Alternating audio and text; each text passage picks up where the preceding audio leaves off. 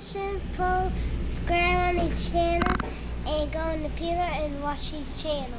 Goodbye. See you tomorrow. We do a video. And subscribe on the channel.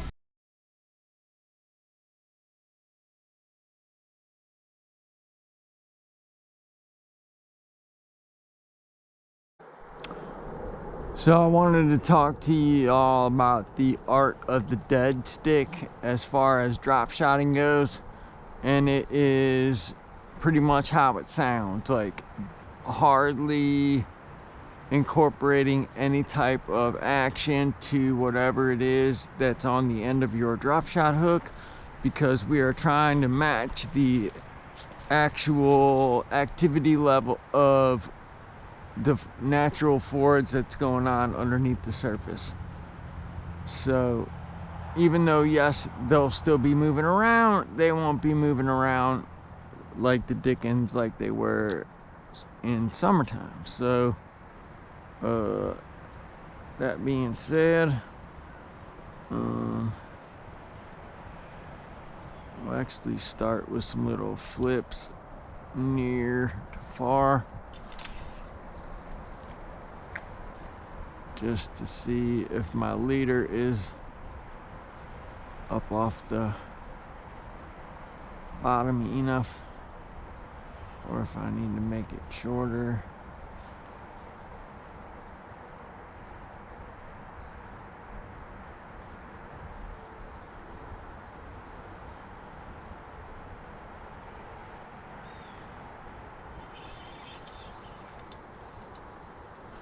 And you know, being that everything's on a feed up for colder months ahead, I chose the dang Z2, you know, because it's also got a little bit of drawing power as well.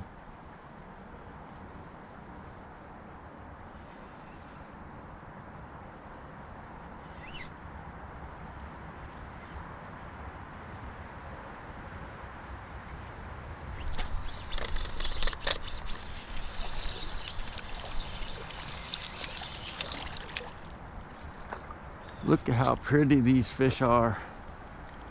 Hey, little boy, little boy. So, yeah, that's it, man. That's the art of the dead stick. Now, he's just a little guy, but look how pretty those colors are, because it's clear water and he's still getting the sun. And man, he's gonna grow up to be a warrior. And he's got a big hole in his lip already. That's not from this little drop shot hook. He's probably bit into somebody else's stuff. All right, little bud, it's gonna be a little rough, but you're a warrior. There he is. He's like, where am I need some cover. You're gonna go recoup for a little bit, and he'll be right back out on the move.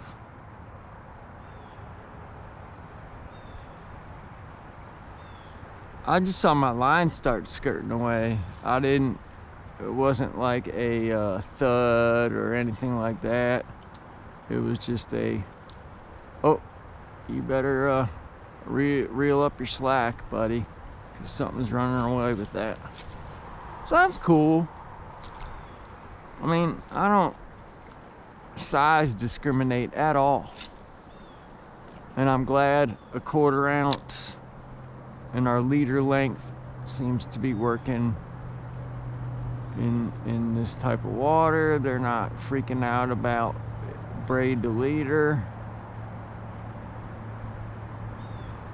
because there will be a few instances in the winter where I'm going to spool up straight fluorocarbon. Because one thing about braid, it holds water. So if you're trying to fish in below 32 degree, especially air temperature, it will cause your guides to freeze up faster with the buildup in your guides, because the braid holds all that water. You know how when you see dudes casting those big bomb bait caster, you know, 40-pound braid, and that big old mist ball comes off there?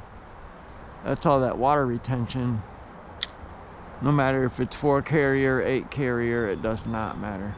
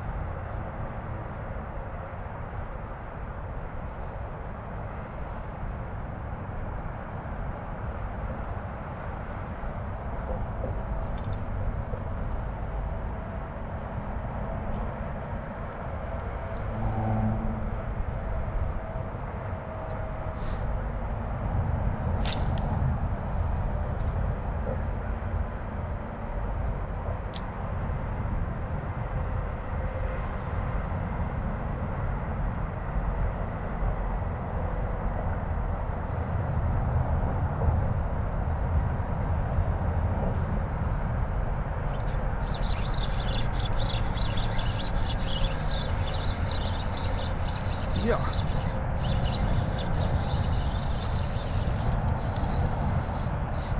It's good smallmouth.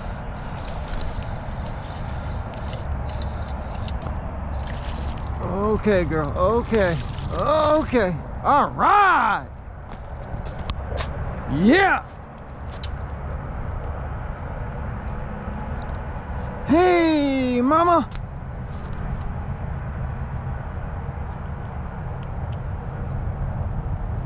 What's going on, pretty girl?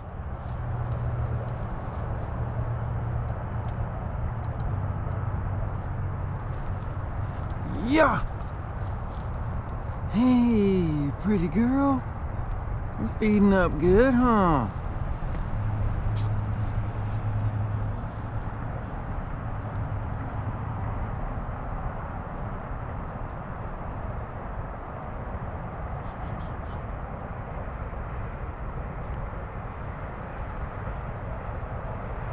Thank you, girl. Thank you, girl.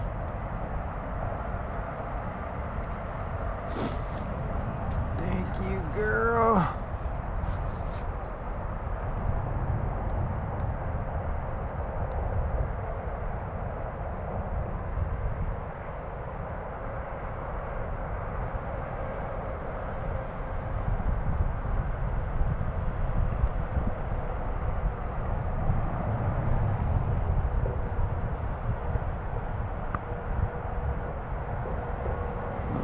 She won't let me get a picture.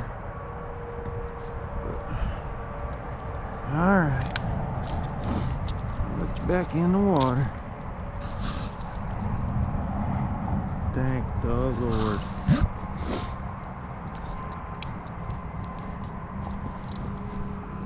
Alright, girl. Thank you for the awesome fight. You ready to go? Okay, okay, okay.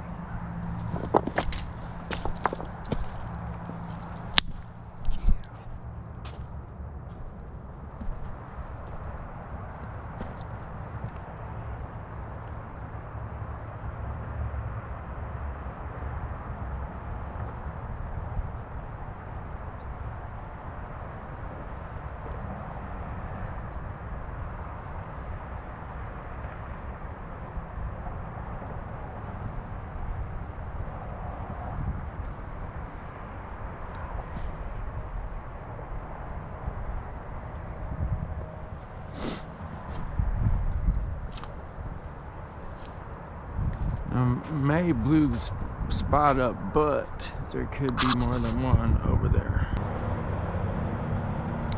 15-pound Lunkerhunt, 8 carrier sinking braid to 8-pound Seaguar Basix leader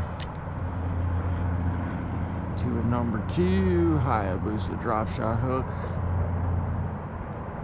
That's a 1/4 ounce Eagle Claw, made in the USA. Cylinder drop shot weight.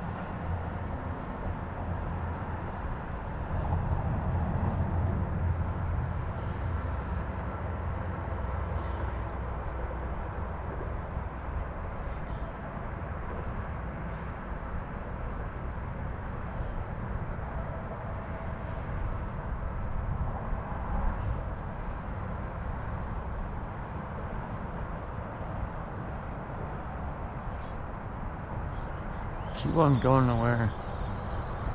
It's a great thing about Hayabusa hooks, man. They do not disappoint.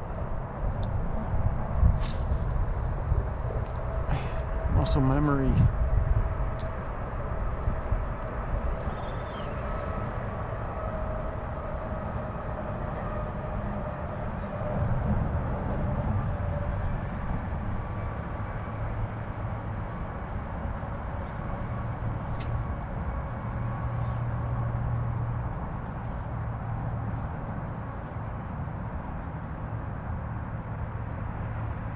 You guys see, I'm just waiting for my slack to get a bow in it, and then reeling that up, and then scooching it just a little bit, because I'm trying to match the activity level of the bait fish underwater. You don't see me going like this, like it's summertime. I'm not. Let's see if I can give you a good representation here. I'm not you know what I mean? Because it looks way too fake. If you just are subtle and let it sink down. We were watching it sink down back there in the bass pond, and then just lift it back up and let it sink back down with your slack. Lift it back up and let it sink back down with your slack. It's the perfect mimicking a dying baitfish, man. You know, I'm not doom doom doom doom, boom boom boom boom boom boom, boom boom boom. You know, this is cold weather, like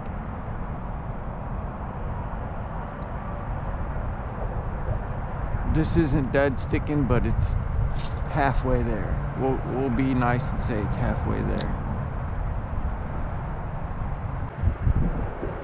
Alright, so that is the art of drop shotting when you're really trying to match the activity level of 45-degree water baitfish. It's not necessarily a dead stick. We don't have waters yet that are between 35 and 40.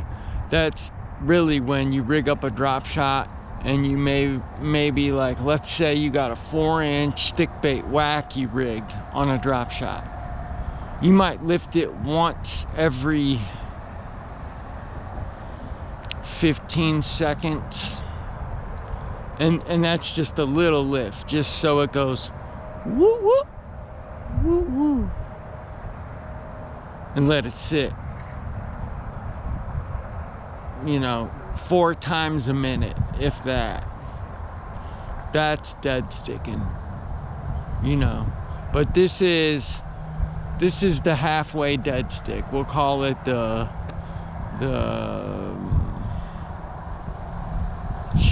I don't know, the polka. I don't know, I'm a Polak, so it figures I'd say something like that. But yeah, the halfway dead stick, man. Just matching the activity level of what's going on underwater. It was good enough to get us that little guy, largemouth style, in the back.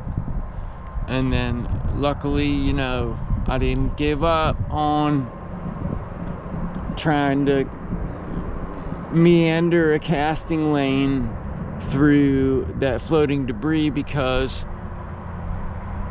you know, I almost came down back here to my truck and then went home. But I was like, man, I might be able to get a sauger or a toothy critter or something. And it turned out we got a nice smallmouth. I don't know what's going on with my camera. I don't know why I couldn't take a picture of it. But man, that was one of the best fights from a smallmouth I've had since that one and done testing the FG knot. And it is probably the only smallmouth I've caught since that episode. So again, enjoy your bird, enjoy the time with your family today, folks. It's a beautiful day. And then if I do come back down here later on, I'm not even gonna go over there. What I'm gonna do is I'm gonna grab a little box full of certain baits that if I get them hung and lose them, so be it. But what I'm gonna do is I'm gonna parallel the bank, all this riprap, and I'm gonna bring it back to me. And it's called ticking rocks, where you're not necessarily in the trough, but you're not, you know, within 16 inches of the end of the bank either. You're right in that 3 to 4 foot zone, and it's a good way to get reaction bites. It's a good way to pull some big bass out of this riprap, because all they're doing is sitting here getting warm. You know, rocks hold heat, fish are cold-blooded, so they're gonna be on that riprap, dude. I've done it so many times.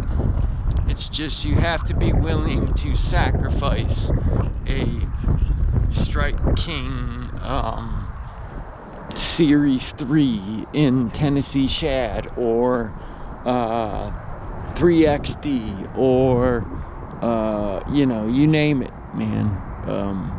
You better be willing to part ways with that bait and hopefully you're throwing stuff that's easily replaceable. So that being said, y'all, I'm gonna head home, check on the food progress, see if I can help out at all, and we will see you on the next one. This is Guy with the GoPro Fishing Show, out for now, but just for now. You know, it's so beautiful out here, and then you see that. Disgusting.